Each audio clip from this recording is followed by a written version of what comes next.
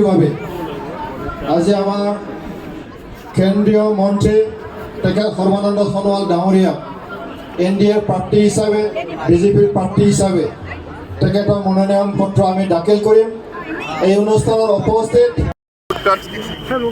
আমাৰ যিসকলে এই অভাজনক আহি শুভেচ্ছা প্ৰদান কৰিলে মই প্ৰতিগৰাকীক মই আন্তৰিকতাৰে কৃতজ্ঞতা আৰু ধন্যবাদ জনাইছোঁ।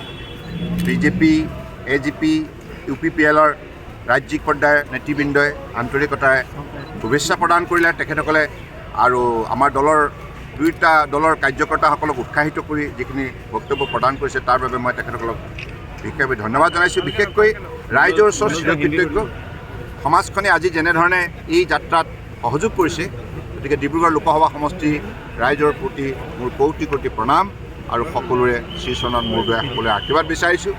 আৰু আপোনালোকে সকলোৱে জানে যে এই নিৰ্বাচন আগন্তুক দিনত অসমক বিকশিত কৰা নিৰ্বাচন, ডিব্ৰুগড় লোকসভা সমষ্টি বিকশিত কৰা নিৰ্বাচন, ভাৰতবৰ্ষক বিকশিত ৰাষ্ট্ৰ হিচাপে গঢ়ি তোলা নিৰ্বাচন।